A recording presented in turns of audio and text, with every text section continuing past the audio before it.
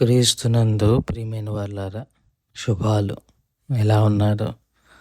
బాగున్నారా? నిన్నటి దినము ఎలా గడిచింది? ప్రభువుకు మహిమకరంగా జీవించారా? జీవించినట్లయితే ఆయనకు స్తుతులు.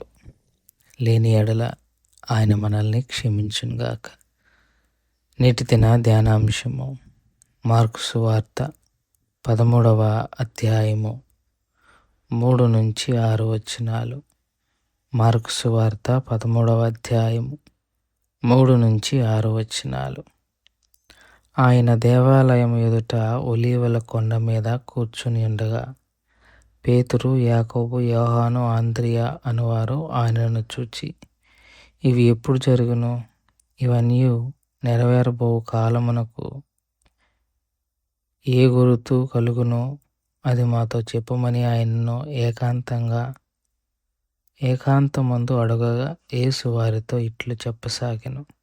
ఎవడనో మిమ్మల్ని మోసపుచ్చకుండా చూచుకొనుడి. అనేకులు నా పేరట వచ్చి నేనే ఆయననని చెప్పి అనేకులను మోసపుచ్చెదరు. దేవుని వాక్యాన్ని మన వినికిల్లో దీవించి ఆశీర్వదించునుగాక. శిష్యులకు దేవాలయము గురించిన ప్రవచనము చెప్పిన తర్వాత ఒలీవల కొండ మీదకు వారు వెళ్తారు. అది దేవాలయము ఎదుట ఉంది. యెరూషలేము జయప్రవేశం చేసింది కూడా ఒలీవ కొండ మీద నుంచే. సో అక్కడికి వెళ్ళి ఆయన కూర్చుంటారు. కూర్చున్నప్పుడు పేతురు, యాకోబు, యోహాను, అంద్రియ ఇద్దరు జత సహోదరులు యేసు ప్రభు ఇవన్నీ ఎప్పుడు జరుగుతాయి, దానికి సూచనలేంటి అని రహస్యముగా ఆయనను అడిగినప్పుడు, లేదా ఏకాంతంగా ఆయన అడిగినప్పుడు యేసు ప్రభు వారు సుదీర్ఘమైన సమాధానం ఇస్తారు. మత్తయిలోను, లూకాలోను ఉంటుంది వీటిని గూర్చిన విషయాలు. ఇక్కడ కాస్త ప్రశ్న కాస్త సింపుల్గా ఉంది. మత్తయి సువార్తలో వివరణాత్మకంగా ఉంటుంది. 24వ అధ్యాయంలో దీని గురించి ఉంటుంది. నీ రెండవ రాకడ అన్న ప్రశ్న ఉంటుంది. అంటే ఇది యేసుక్రీస్తు యూదులకి అప్పటి వరకు యూదులతో పాటు శిష్యులకి మెస్సియా ఒకసారే వస్తాడని తెలుసు. కానీ ఇక్కడ యేసు ప్రభు వారు మెస్సయ్య 2 సార్లు రావాల్సి ఉంది. ఒకసారి ఇప్పుడు వచ్చాడు, భవిష్యత్తులో మళ్ళీ వస్తాడు అని. సో ఆ కన్ఫ్యూజన్లో ఉన్న శిష్యులు యేసు ప్రభు వారిని ప్రశ్న వేస్తారు. దీనికి ఆయన సుదీర్ఘమైన సమాధానం, చాలా ప్రశ్నలు యేసు ప్రభు వారిని వేశారు జీవగ్రంథంలో. మొట్టమొదటిసారి ప్రశ్నకు ఇంత సుదీర్ఘమైన సమాధానము ఇవ్వటము, దీన్ని వేదాంత భాషలో ఆలివస్ డిస్కోర్స్ అంటారు. ఆలివస్ డిస్కోర్స్ అంటే ఒలీవ కొండల మీద చెప్పిన ప్రసంగము లేదా ఉపన్యాసము అని కూడా మనం అనొచ్చు. సో వీటిని గురించి ప్రభువారు సమాధానం చెప్తూ ఉన్నారు. శిష్యులు అడిగారు ఇది ఎప్పుడు జరగవచ్చు అని. దానికి ఆయన సూచనలు ఇస్తున్నారు. కొంతమంది ఇది 70వ సంవత్సరం టైటస్ చక్రవర్తి కాలంలో జరిగిపోయింది అని అంటారు. కానీ ఇక్కడ దేవాలయం గురించి అడగలేదు వాళ్ళు. తర్వాత ఏం జరుగుతుంది, ఎప్పుడు జరుగుతుంది అన్న విషయాలు, ఆయన రెండవ రాకడను గురించిన ప్రస్తావన కూడా ఇక్కడ మనకి మత్తయి సువార్తలో కనబడుతుంది. అక్కడ మనం గమనించుకుంటే ఇది కేవలం అంటే దేవాలయం గురించి మాట్లాడుతున్నాడు కాబట్టి ఇది దేవాలయం గురించే అయింది. ఇది టైటస్ చక్రవర్తి కాలంలో ఇది నెరవేర్చబడింది అన్నది చాలామంది చెప్తారు. కానీ ఇది కేవలము దేవాలయం గురించి మాత్రమే కాదు.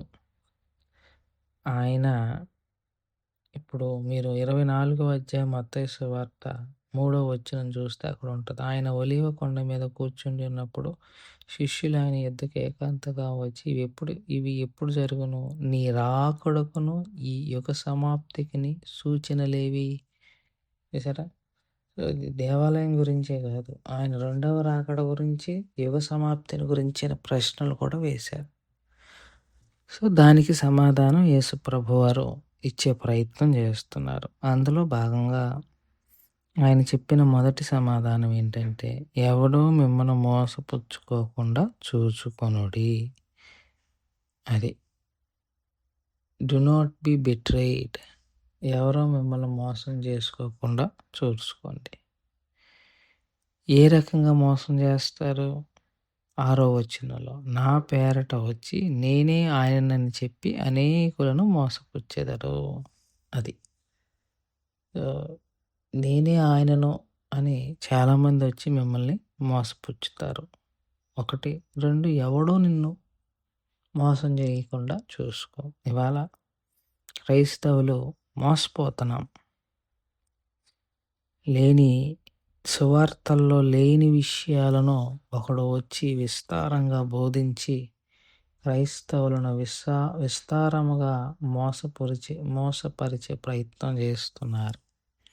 యేసయ్య అంటున్నారు, మోసపరచకుండా చూచుకోమంటున్నాడు. ఉదయకాల సమయంలో ప్రియమైన వారలారా, దేవుని రాకడకు సమీపించే మొదటి సూచన ఆల్రెడీ భూమి మీద నడుస్తుంది. ఏంటిది అని అంటే, క్రైస్తవులను మోసపుచ్చే అనేకమైన దొంగ బోధలు, దొంగ ప్రవక్తలు, దొంగ బోధకులు ఎక్కువ అయిపోయారు.